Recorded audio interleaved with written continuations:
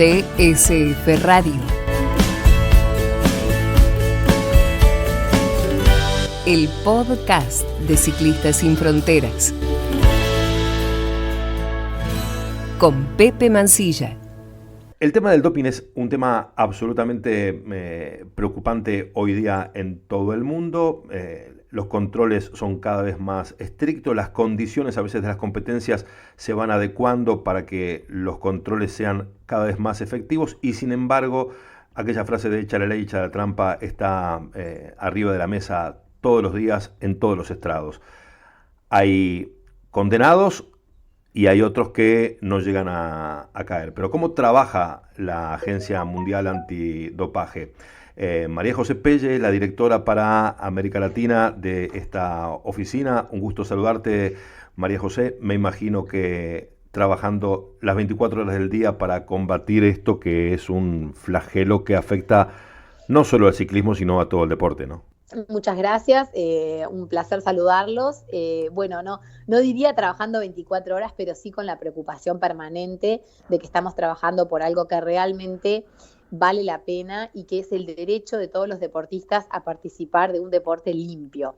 Nosotros tenemos la convicción de que el campo de juego tiene que nivelarse, que todos los deportistas deben competir o intentar competir en las mismas condiciones y sin hacer trampa, y que realmente la ventaja deportiva sea porque hubo un mejor entrenamiento, porque hubo una mejor nutrición, una mejor dedicación, mejores horas de descanso o lo que fuera, pero no porque el deportista tomó o aplicó un método prohibido o tomó una sustancia prohibida que lo pone en ventaja sobre su rival al mejorarle el rendimiento. Al estar al frente de la oficina de América Latina, María José, ¿se puede percibir que hay como dos mundos? Uno que es el primer mundo, donde por ahí los deportistas tienen acceso a otros medios, y un tercer mundo, por no decir un segundo mundo, donde los deportistas por ahí no tienen conciencia demasiado y buscan mejores resultados sin saber qué es lo que están tomando?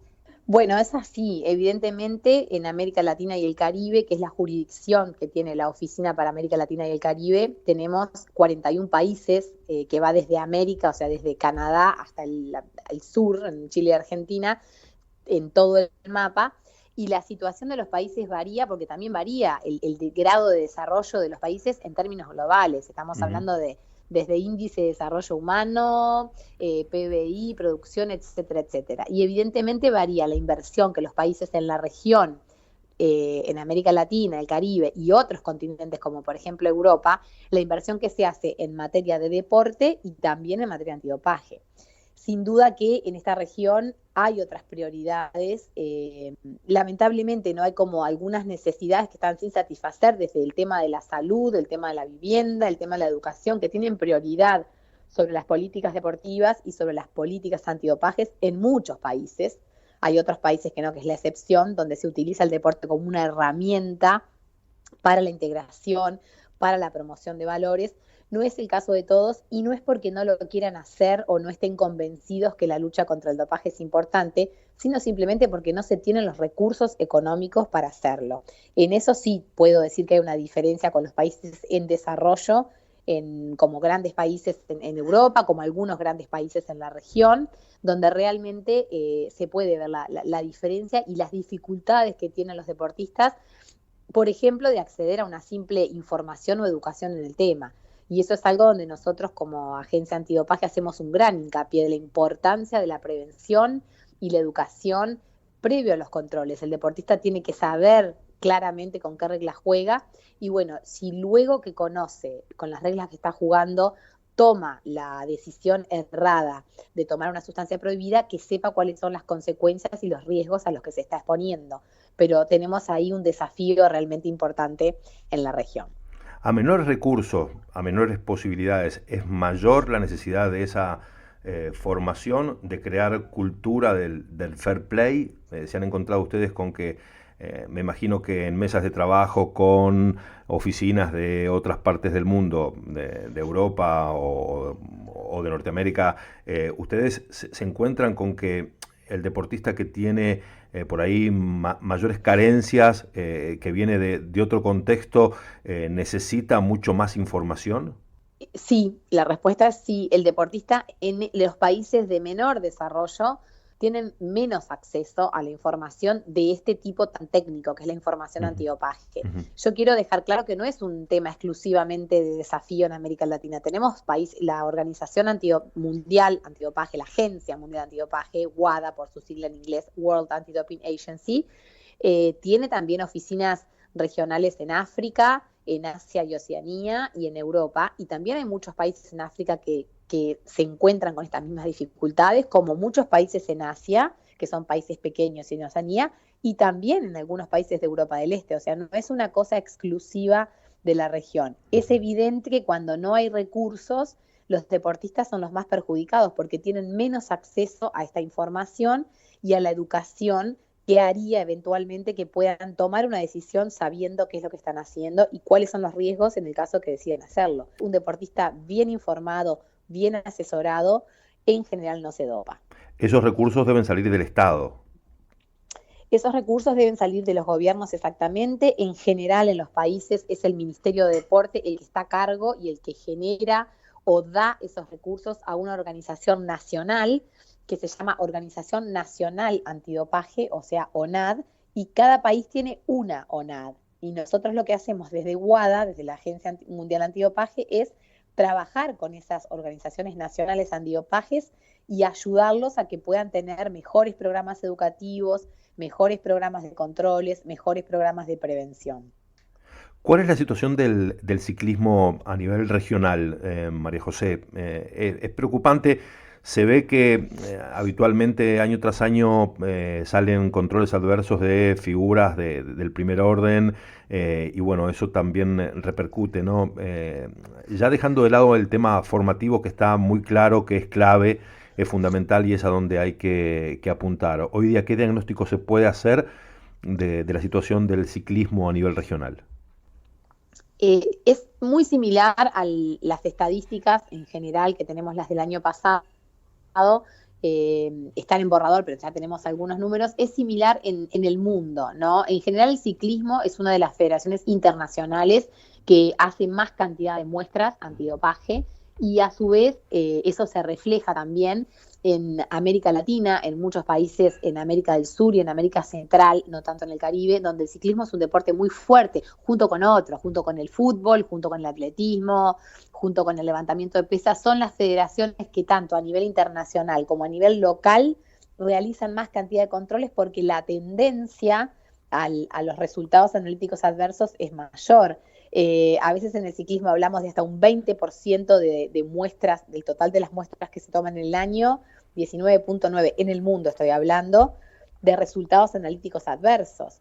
Entonces, en ese sentido, podemos entender que es uno de los deportes donde se trabaja mejor en cuanto a los controles y al resultado de la efectividad de esos controles hechos bien dirigidos y sobre quienes tienen que hacerse, ¿no? O sea, controlar a quien nosotros tenemos duda de que pueda estar en un proceso antidopaje y no simplemente hacer un control porque hay que hacer controles, o sea, hacer un control direccionado, hacer un control efectivo, hacer un control inteligente, y eso es lo que tratamos de trabajar con todas las organizaciones nacionales antidopaje en cada uno de los países.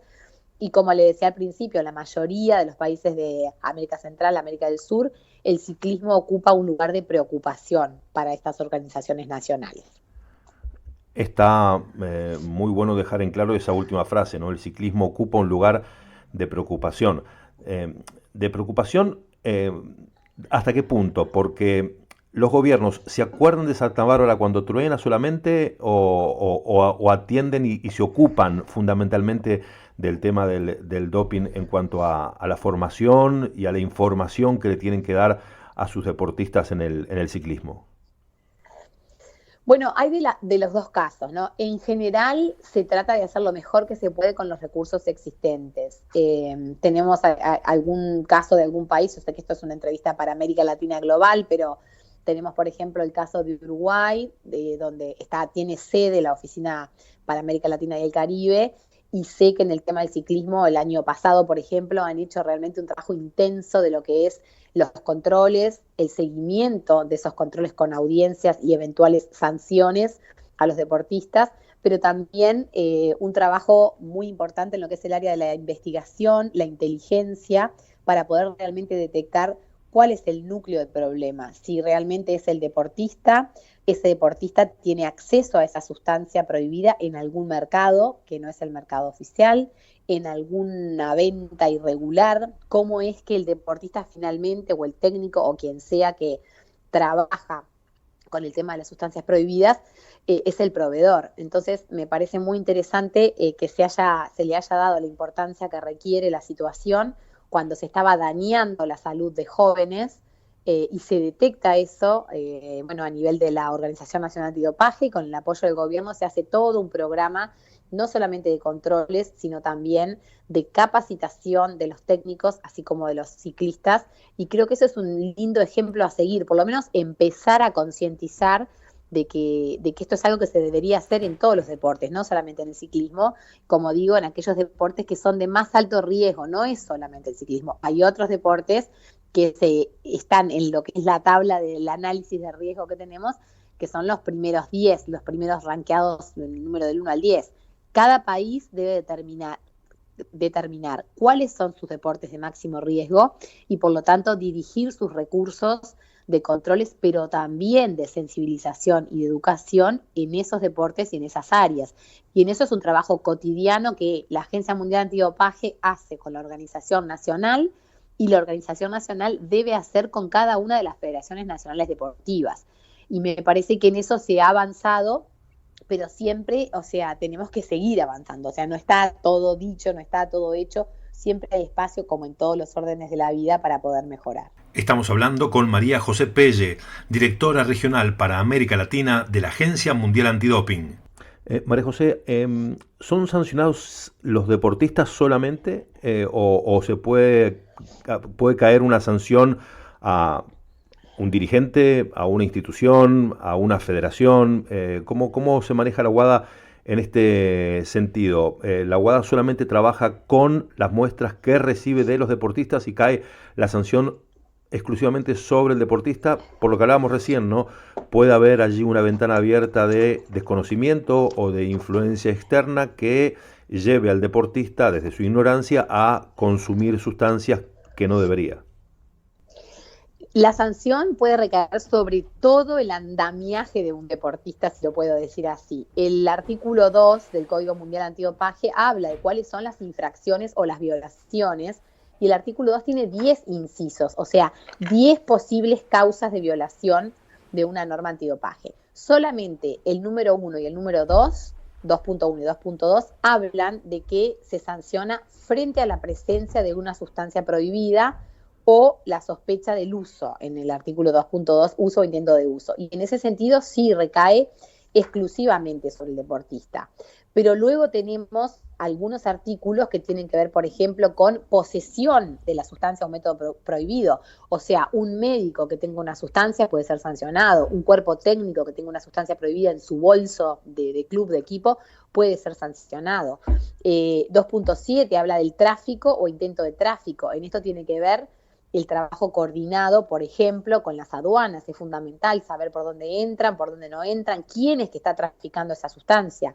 Tenemos también un artículo que se llama complicidad, que tiene que ver con asistir, alentar, ayudar, colaborar, conspirar, encubrir, ¿no? Cualquier tipo de complicidad en relación a lo que es una infracción a la norma antidopaje. Y ahí entra todos, el cuerpo técnico, los médicos, la familia, los amigos.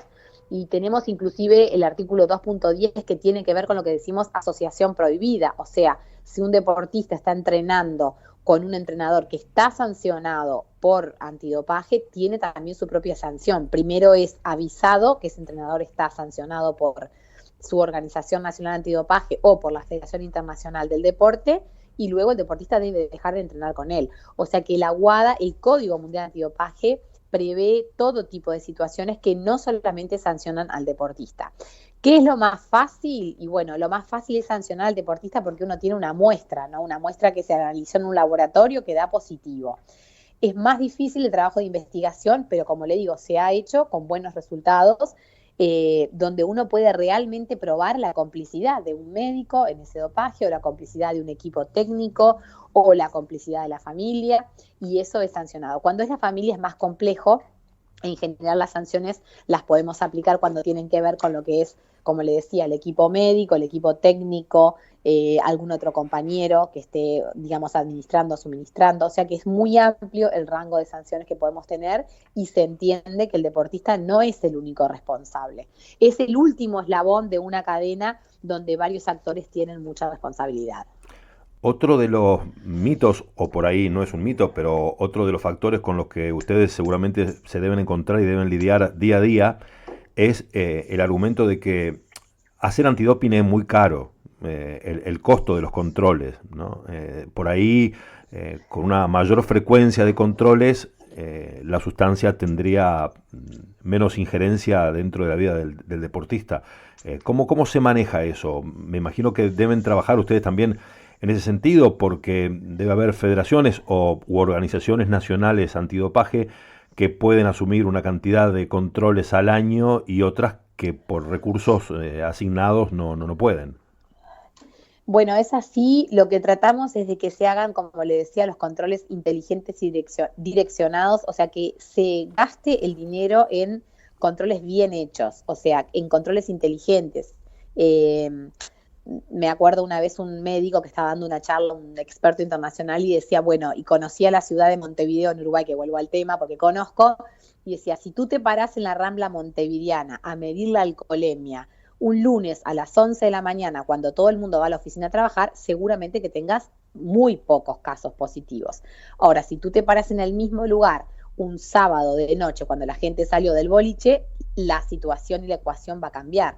Con este ejemplo sencillo, lo que queremos mostrar es que si yo realmente tengo información para planificar un control inteligente y direccionarlo a aquellos factores de riesgo que yo entiendo que pueden llegar a hacer que un deportista esté en una situación de vulnerabilidad donde pueda elegir doparse, es mucho más efectivo hacer un control direccionado e invertir en inteligencia para descubrir esa situación, que hacer controles, hacer 3 o 4 que no tengan ningún sustento en el por qué se realiza ese control, que probablemente lleven a que el control no dé positivo.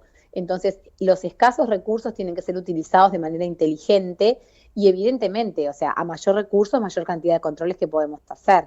Pero vuelvo a insistir con el tema, por ejemplo, de la prevención y la educación. Para poder educarse en este tema no se necesitan recursos. La Agencia Mundial Antidopaje tiene en su página web un montón de programas educativos que están en español, y que acá voy a hablar de Argentina, por ejemplo, y el ciclismo, que tuvo una gran iniciativa, el Comité Olímpico Nacional argentino, junto con la Organización Nacional Antidopaje de Argentina, los primeros días de junio, haciendo un seminario para todos los directivos del ciclismo de todas las provincias argentinas, donde se conversó este tema y donde se puso a disposición, por ejemplo, todos los materiales educativos, y además pusieron una reglamentación interna que aquel técnico en el ciclismo, por ejemplo, que no haga el curso Entrenador en Juego Limpio, que está en la página web de la WADA, pierde su calidad de técnico, o sea, no puede dirigir un equipo. O, por ejemplo, que un deportista, para federarse en ciclismo, tiene que hacer sí o sí el programa de aprendizaje para atletas o para deportistas, que está en la página web de la WADA. Entonces, por lo menos, cuando la persona hace el programa, el mismo sistema le emite un certificado. Entonces, usted tiene una manera de comprobar fehacientemente que esa persona por lo menos leyó, escuchó un tutorial, hizo pruebas y aprobó un curso, que le dan un mínimo conocimiento y que lo derivan a que, si quiere saber más de algún tema, pueda contactarse y con quién. Entonces, yo creo que no tiene que ver con un tema de recursos económicos, sino que tiene que ver con la voluntad de poder diseñar las herramientas de sensibilización, de prevención y de educación que tiene la Agencia Mundial Antidopaje gratuitamente en su página web, disponibles para todos y en idioma español, que es uno de los grandes temas de la región iberoamericana, más allá de que el Caribe habla inglés y los países del norte también, pero tenemos esa herramienta que debe ser más difundida y, en nuestra visión, más utilizada, porque es muy útil que los ciclistas, así como todos los deportistas, tengan acceso, que sepan que existe y que se nutran de esa información para proteger su salud, en definitiva. Les recordamos que estamos hablando con la directora regional para América Latina de la Agencia Mundial Antidoping, María José Pelle. Ese ejemplo dado de Argentina es muy bueno, y esa voluntad surgió ¿de dónde? ¿Surgió del Estado por parte de la Secretaría de Deportes? ¿Surgió por parte de las federaciones? ¿De dónde viene esa buena iniciativa como para llevar adelante?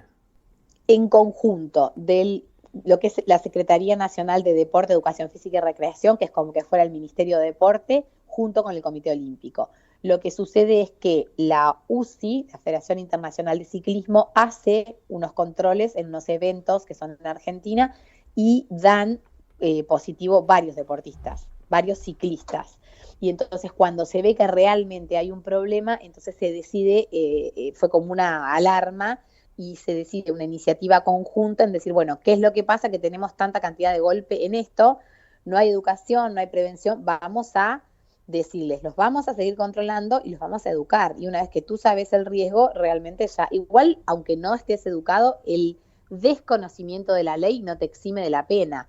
Pero de todas maneras se hizo, me parece, comparto con usted que es una muy buena iniciativa, en el sentido de que todo el mundo se informe, todo el mundo tenga la información a mano, disponible para sí mismo o para poder compartir con padres, con otros ciclistas, con otros dirigentes deportivos, y creo que eso es una iniciativa que debería tomarse como ejemplo en varios países y hacerlo, ¿no?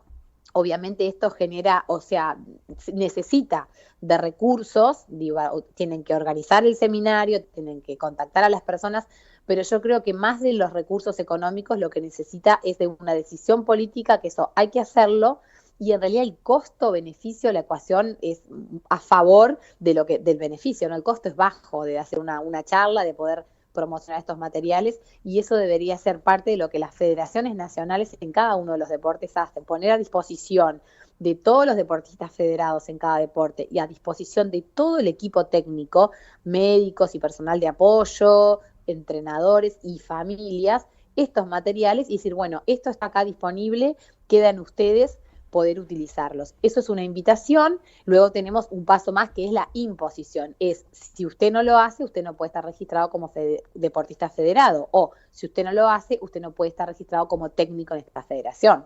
Yo creo que eso son decisiones de carácter político que no tienen ningún costo y en cuanto a recurso económico, que simplemente es tener la decisión y la voluntad de hacerlo, y creo que funciona muy bien en los países que se ha implementado. ¿Qué es lo que más preocupa hoy a la WADA? ¿Cuál es el tema que está arriba de la mesa al cual le están hincando el diente porque es verdaderamente preocupante a la hora de hablar del dopaje a nivel regional?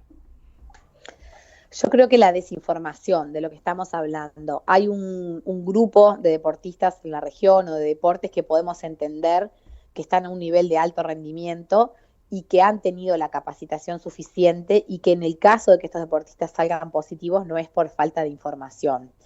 Pero la mayoría de los casos, o por lo menos de los casos que nos hemos interiorizado en la región, que llegan a un resultado analítico adverso, el deportista desconoce sus obligaciones, sus derechos, sus deberes, y simplemente sigue la orden o de un médico o de un entrenador sin cuestionar. Entonces creo que lo que tenemos que luchar es por la reivindicación de los derechos de los deportistas a estar informados, a tomar la decisión con todos los elementos de información sobre la mesa, y a que no les sorprenda un control antidopaje y que no sepan de qué se trata o cómo debió haber actuado. En general, el deportista sabe que no tiene que tomar nada, pero no tiene más idea que eso, no sabe que hay distintas infracciones, a veces tiene que tomar una medicación y no conoce cómo es el proceso que hay que hacer, no conoce la existencia de la lista prohibida y cómo puede tener acceso a ella, lista de prohibiciones, de sustancias y métodos prohibidos. O sea, yo creo que en la región, en América Latina y el Caribe, yo seguiría apuntando al tema de poder seguir educando y sensibilizando en el tema. Eso es uno de los temas que más nos preocupa. Y el otro tema a nivel global es el tema de seguir haciendo investigaciones en el área científica para poder ir estando siempre en la actualidad de los últimos descubrimientos, de las últimas tendencias en materia antidopaje, para poder contrarrestar el efecto. O sea, nosotros tenemos a veces la sensación que vamos siempre corriendo atrás de algo que va avanzando. En realidad no es tan así. Nosotros tenemos convenios con la industria farmacéutica, por ejemplo, para que antes de que una droga salga al mercado, una vez que sale la droga y que se estudia un posible potencial de mejora de un rendimiento deportivo, ya se puede estudiar un método de detección. Entonces, estamos siempre en la vanguardia de tratar de hacer las investigaciones científicas correspondientes para apoyar lo que es el trabajo antidopaje. Y creo que esos serían los 2 puntos más sensibles en este momento hoy. Muy bien. Aclaremos que hemos intentado, le planteé a María José Pelle hablar en algún momento sobre el caso Froome y también después surgió en la charla previa el caso Guerrero, pero llegamos de mutuo acuerdo a la conclusión que es mejor apuntar a alguna generalidad, a estas generalidades de las que estamos hablando, porque son casos que están por allí, que forman parte de una larga investigación y de un largo trabajo que ha hecho la UADA, ¿verdad, María José? Sí, yo agradezco que no me preguntes particularmente sobre estos casos, pero en general cualquiera de los 2 casos ya están cerrados, o sea que la UADA puede hablar, porque ustedes saben que cuando hay un caso que no se cerró no se puede hablar, y en realidad lo que yo recomiendo que puedan leer aquellas personas que tengan interés específico en el tema son los comunicados oficiales que la UADA ha dado al respecto. Por ejemplo, como decíamos fuera de la entrevista, en el caso de Froome, exactamente de que en las estadísticas del 2013 al 2017 ha habido 41 casos justamente de salbutamol y que solamente el 50% de ellos han sido sancionados. En el 20% de los casos las sanciones no ha sido efectiva porque el nivel es el correcto o se prueba que ese nivel es accesible a las normas, o algunos, el otro 30%, terminan, por ejemplo, en una amonestación. Entonces, no debe quedar la impresión de que acá se hizo una excepción con un ciclista, sino que acá se aplican las reglas tal cual son. Y creo que leer el informe detallado que da la UADA, de los números que estoy diciendo ahora de memoria y en términos globales, da justamente un panorama claro de cómo lo que hacemos es tratar de defender el derecho legítimo de un deportista a participar si realmente no ha tenido intención de mejorar su rendimiento. Y creo que las estadísticas y los estudios que tenemos en la Agencia Mundial Antidopaje van en el sentido de probar justamente esta situación. Para no abundar en el tema, vamos a publicar este comunicado para que, bueno, todos aquellos que quieran saber detalles a propósito de lo que ha sido la investigación de nada menos que el ciclista número 1 a nivel mundial, como es Chris Froome, tengan allí toda la información. El caso Guerrero es otra historia, ¿verdad? Es otro formato de caso, ¿no? Sí, en el caso de Guerrero justamente es otro formato, como hablábamos antes, corresponde a las federaciones internacionales en general hacer lo que es el proceso de la gestión del resultado a los deportistas internacionales. El caso de Guerrero, la gestión de ese resultado, o sea, quien hizo todo el proceso disciplinario es la FIFA como autoridad de control, y luego la federación emite una sanción o una amonestación o una decisión, lo que haya sido. Y luego lo que hace la UADA, no solamente en este caso, sino en todos, es revisa que aquellas decisiones que toma una federación internacional o una organización nacional antidopaje para todos los deportistas esté de acuerdo a lo que dice el código en el tema de las sanciones, que es el artículo 10, que se respete el articulado del código, o sea, que esa sanción tenga que ver con a lo que corresponde, ¿no? Toda digamos, el folio con todos los detalles los estudia el departamento legal de la Agencia Mundial Antidopaje y decide si apela a esa sanción o si no la apela.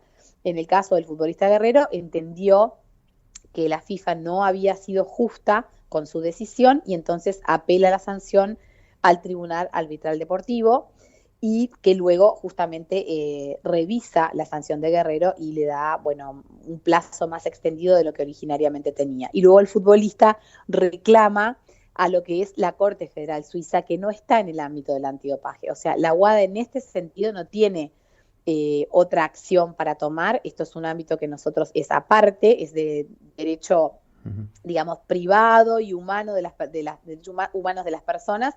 Y en ese sentido, bueno, la Corte de Suiza entiende que, bueno, que deja en suspenso la sanción y que después se verá qué pasa. Pero como le decía, la última instancia que tiene la Agencia Mundial Antidopaje es la apelación ante el TAS y también dejar claro y dejar constancia que son muy pocos los casos que pueden llevarse a la Corte Federal Suiza. Son casos que tienen que ver con la lesión del derecho humano, y probar que en una sanción hubo una lesión al derecho humano es algo muy complejo, que a veces se logra, como en el caso de Guerrero, y en otras ni siquiera hay chance, y por eso habrán visto que hay un montón de deportistas con mucho dinero también que nunca pudieron llevar un caso luego que el TAS falló a la Corte de Suiza. Creo que por ahí es un buen resumen como para aclarar cuál es la situación y cuál es el rol de la Agencia Mundial Antidopaje en el caso de velar porque todas las sanciones sean lo más justo posibles y sobre todas las cosas de acuerdo al Código Mundial Antidopaje. María José Pelle, directora regional para América Latina de la Agencia Mundial Antidoping. Tu opinión vale. 00598 92 433 750. Hace llegar tu mensaje de voz a CSF Radio, el podcast de Ciclistas Sin Fronteras.